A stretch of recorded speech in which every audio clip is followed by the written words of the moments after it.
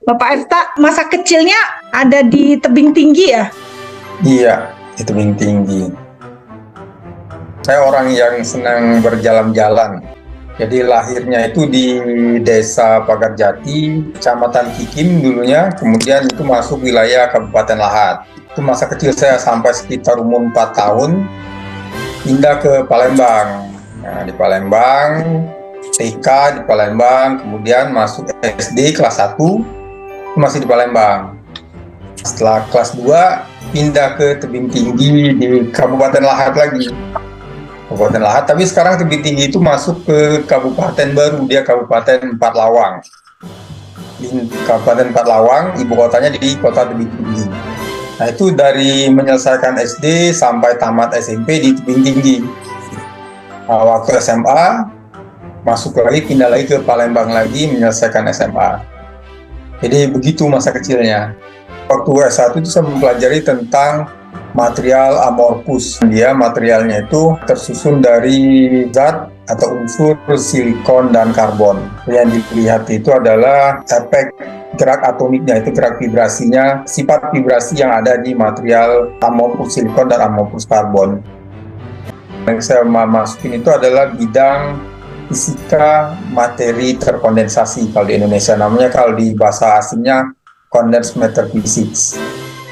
Nah, kalau dulu kan ada fisika murni. Nah, fisika murni itu ya salah satu yang bisa dipelajari adalah tentang yang condensed matter physics tadi.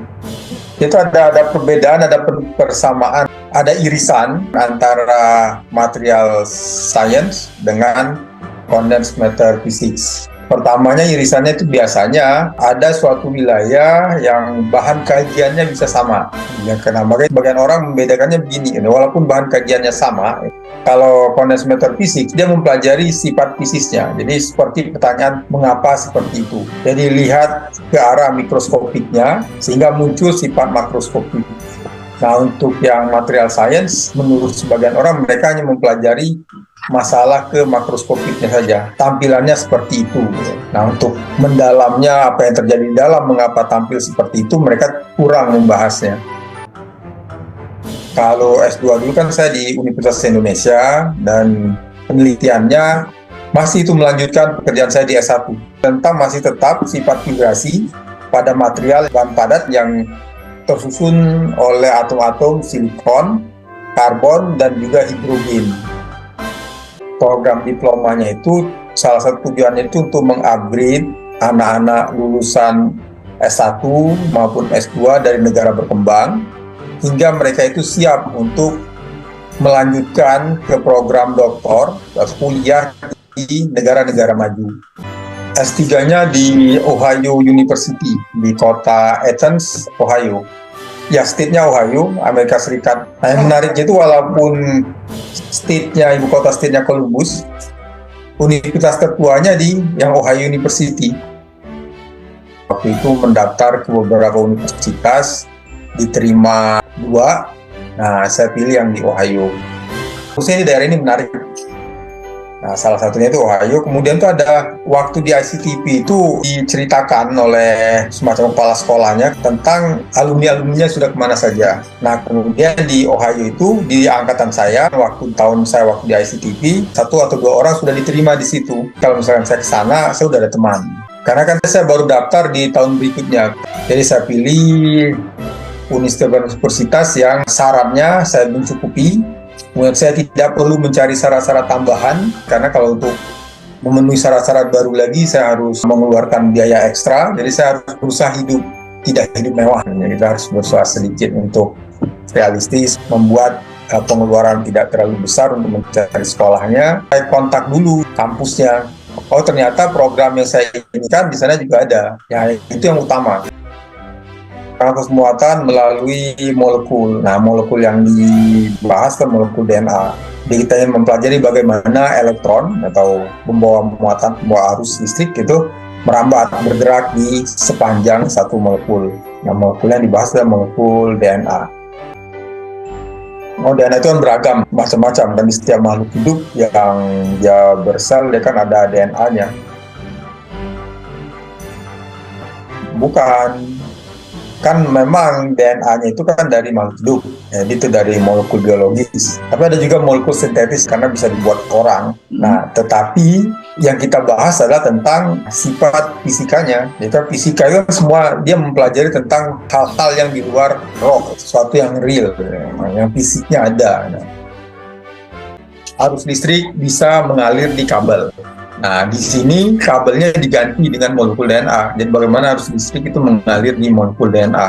Nah, di sisi materi terkondensasi itu yang dibahas orang beragam. Ada yang bentuknya zat padat, ada yang zat cair, ada dalam bentuk gas, ada yang bentuk dalam gas elektron. Terus selagi dia masuk dalam kategori banyak partikel yang dibatasi dalam suatu ruang tertentu, dia disebut materi terkondensasi. Makanya sistem yang saya pelajari, transport di molekul tadi, masuk dalam kategori sistem yang terkondensasi. Kalau kita lihat adik-adik, jadi dalam belajar tentang sains itu menarik, sangat bermanfaat. Walaupun bagi sebagian orang susah, memang itu normal. Ada hal-hal tertentu yang bagi sebagian orang susah, bagi sebagian orang lain mudah. Yang jelas jangan patah semangat dalam belajar. Kata orang kan sesuatu itu ada waktunya. Jadi kadang-kadang kita belajar suatu itu perasaan susah sekali, tapi pas saatnya kita akan mengerti, itu menjadi sangat mudah di saat yang tepat. Dan juga kita jangan menyerah, karena kita sudah memprediksi kapan kita akan berhasil. Jadi kalau kita mengerjakan sesuatu, usahakan bekerja dengan tekun. Ya, kita tekuni, walaupun kita jangan juga, kata orang, itu meletakkan semua telur di satu keranjang. Jadi kita harus juga punya yang istilahnya plan B. Ya. Kalau misalnya benar-benar gagal, ya kita tidak ikut tenggelam terlalu dalam, karena ada hal lain lagi yang bisa menjadi penyelamat kita. Nah, kenapa kalau belajar ilmu alam itu gunanya sangat banyak? Karena ya bagaimanapun dia kita hidup di alam. Jadi kalau kita tahu tentang alam, kita bisa memahami, menjelaskan mengapa itu terjadi. Jadi kalau kita lihat, kita mengagumi ciptaan Tuhan. Jadi kita tahu, misalkan kalau kita tahu pelangi, kalau pelangi itu mengapa bisa seperti itu? Karena kita tahu bahwa cahaya matahari itu terdiri dari banyak panjang gelombang, panjang gelombangnya kontinu di spektrumnya, kemudian ternyata cahaya tadi untuk panjang gelombang yang berbeda, ketika dia melewati suatu material, dia akan dibelokkan atau dia mempunyai indeks bias yang berbeda, sehingga dia akan dibelokkan di sudut yang berbeda. Jadi ketika dia keluar dari tempat yang lain, sebelah lain, maka dia akan terpisah.